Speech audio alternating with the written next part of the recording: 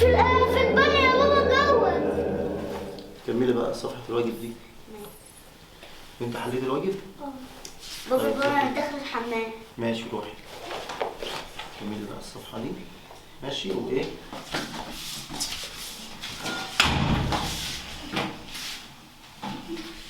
الغزالة رايقة من الناس الحلوة سايقة، يا سيدي يا جمال ومال الضغط كتير عليك، ما تقرب مني حبة لا لسه شوية حبة.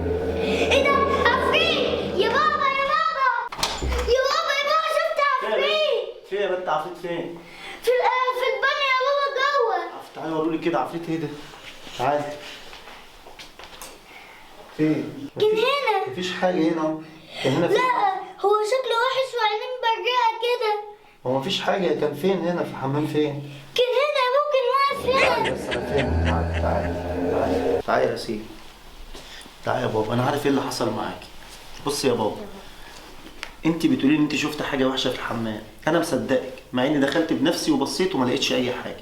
انت عارفة اللي حصل معاكي ده يا ياسين؟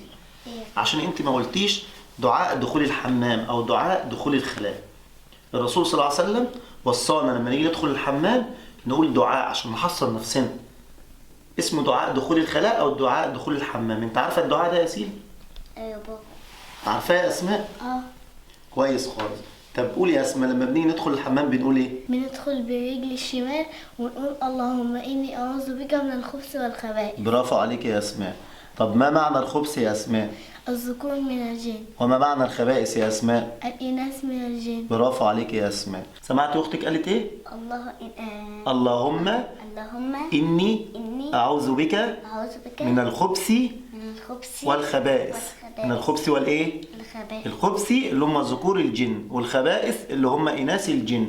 طب ليه انا بقول كده؟ بحصن نفسي عشان الجن ده هو ما يتبعش العوراتي، ما يتبعش ايه؟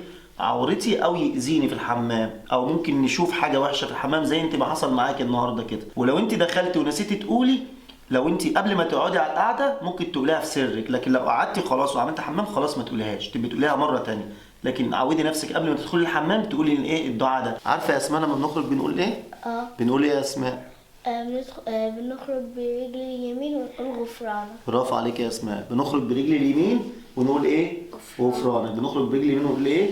نقول غفرانك. لما باجي ادخل الحمام بدخل برجل الشمال واقول اللهم اني اعوذ بك من الخبث والخبائث. ولما باجي اخرج بخرج برجل اليمين واقول غفرانك.